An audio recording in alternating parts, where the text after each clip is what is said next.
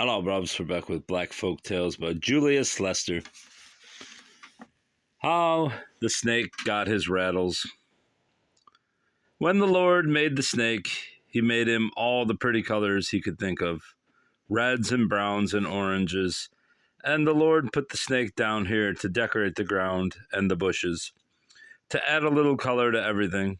Well, the snake didn't mind ornamenting the earth, but he wondered if the Lord knew what a hard life he had to lead. And it was hard, wasn't no doubt about that. He didn't have wings like the birds, so he couldn't fly. He didn't have fins, so he couldn't go for a swim in the river. He didn't have feet, so he couldn't run fast. All he could do was crawl in the dust.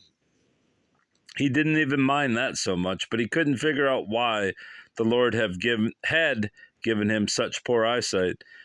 Man, the snake was so blind he couldn't even see a flashlight if it was shining right in his eyes. He was so blind he couldn't see his hands in front of his face. His eyesight was so bad he had to smell his way around, and to tell the truth, his nose was none too good either. Now you can imagine what it must have been like when the snake had to go to the store or down to the laundromat. Crawling around in the dust like that and being half blind, he was always getting stepped on. He couldn't see anybody coming, and since he was down on the ground, nobody could see him. The other animals didn't mean to step on him, but you know how it is sometimes. You're in a hurry trying to get somewhere, and you just ain't got the time to see whether there's a blind snake with a nose-smelling nose in your path. Some days, the mere thought of going somewhere tired the snake out so much that he just didn't even bother getting up. Mrs. Snake wasn't too happy about the situation either. She couldn't even take the little snakes down to the playground anymore. The other children thought they were pretty jump ropes. So she was stuck in the house with her kids all day, and they were about to drive her out of her mind. "Why don't you do something?" she screamed at him one morning. "I went out to hang up the laundry this morning, and I almost got run down by 2 buffalo, 3 antelope, and a rabbit. I'm just sick and tired of this, and if you're half a snake at all, you'd do something about it." Mr. Snake sighed. He'd heard it all so many times before.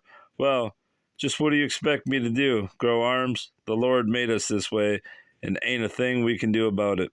"Says who? You know as well as I do that God don't know what he's doing half the time. He just sits up there experimenting with this and that, and we were one of the experiments that didn't turn out well. You're going to do something, or I'm going to know the reason why. You're trifling lazy, and no count. My mama told me not to marry you, and I should have listened to her." And Mrs. Snake proceeded to call him a whole bunch of dirty names. She even jumped on his back and his family and started playing the dozens. Said his mama was a lizard and his daddy was a fishing worm. Well, Mr. Snake was trying to figure what number he should play that day, and he couldn't half concentrate with all the yelling his wife was doing, so he decided to crawl off to heaven and talk it over with the Lord. He figured that the Lord wouldn't be able to do anything, but at least it would shut his wife up if she got the word directly from God. About 2 o'clock that afternoon, the snake got up to heaven. The Lord was sitting back in his great rocking chair reading TV Guide. "Well, what's going on, Mr. Snake?" "Ain't nothing happening, Lord." Same old, you know." "Yeah, know what you mean. Pull up a chair. I was just sitting there seeing what was going beyond television in 1970. Of course, that's a long way off, but I figured I'd check it out now, just in case I wanted to take a vacation about then." The snake curled up in a chair. "Care for a cigar, Mr. Snake?" "Thank you, Lord, but don't believe I do. I've been thinking about cutting down myself. Mrs. God tells me I smoke too much. She says it makes my breath smell bad." "Is that so?" "That's what she claims, Mr. Snake, and I just understand it. I just can't understand it. I brush after every meal." "Well, that's neither here nor there. What's on your mind? You looking mighty well." "Well, Lord, I ain't doing too well." "You don't say." "It's the truth. I hate to come up here bothering you and all, knowing how busy you are, but my wife just wouldn't let me rest until I did something." "Well, why don't you tell me about it?" "It's like this, Lord.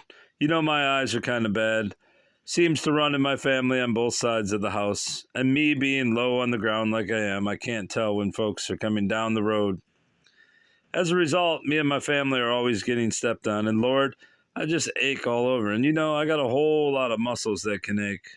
The strain has made my nerves so bad that the rain beating on the leaves makes me jumpy. You in bad shape, Mr. Snake.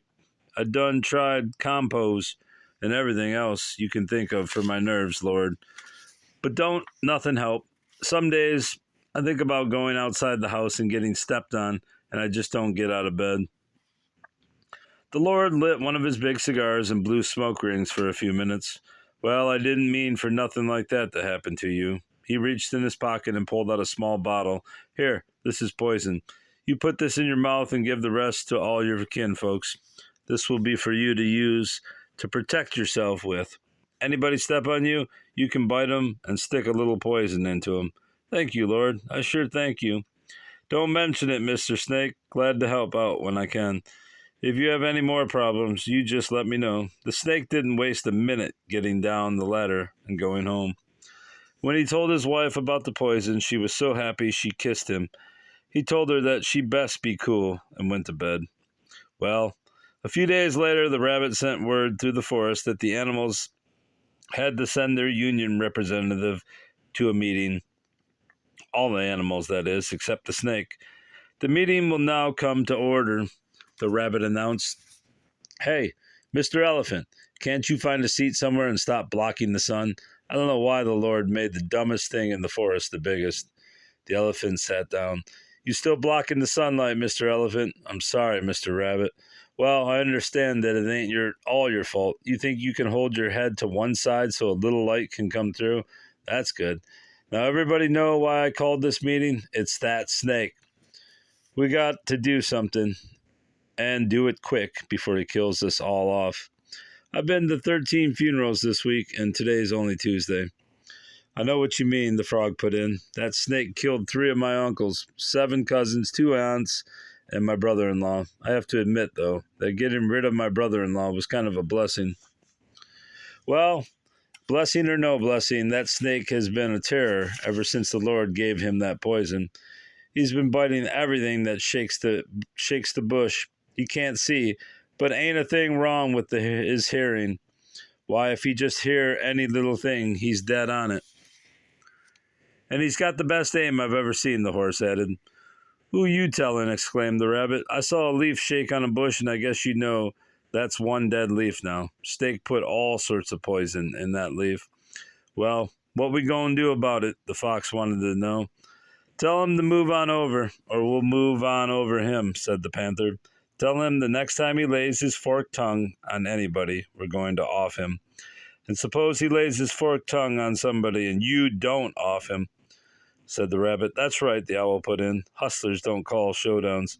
The elephant said, we could talk to him real nice-like and let him know that we don't mean him no harm. And all we want is our rights. He should be able to understand that. Like I said before, how come the Lord made you so big and gave you such a little brain?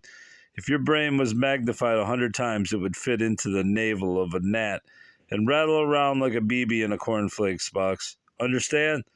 He don't have to understand nothing. He don't want to, as long as he's got so much power.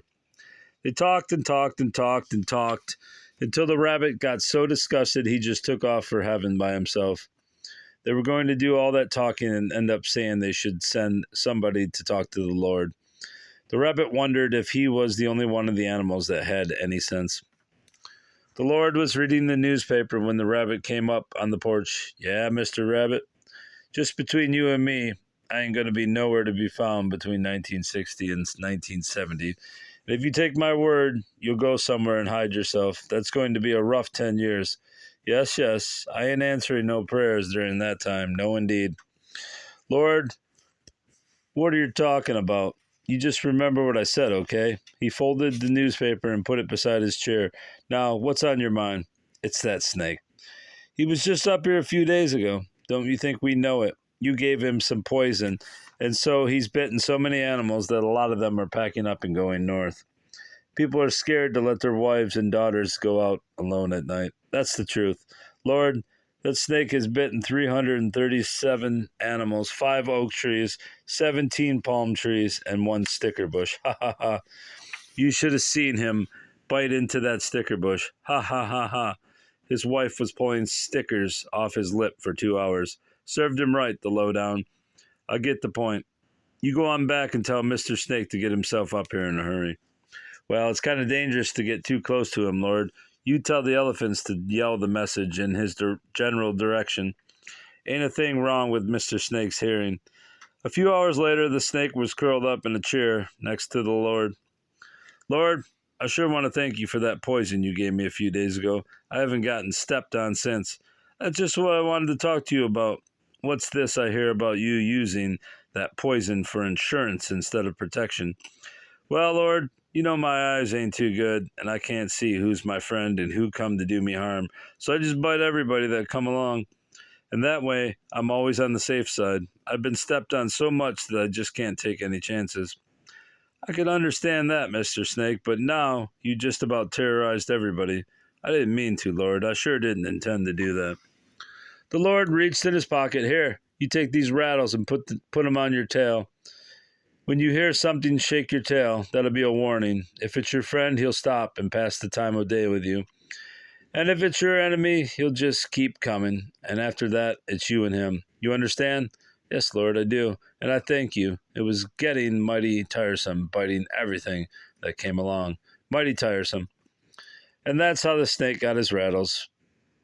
By that time, though, almost everybody was so afraid of him anyway that hardly anyone ever came around to see him. When they did, though, he shook his tail right hard, and it rattled through the forest, letting everybody know, this is Mr. Snake here.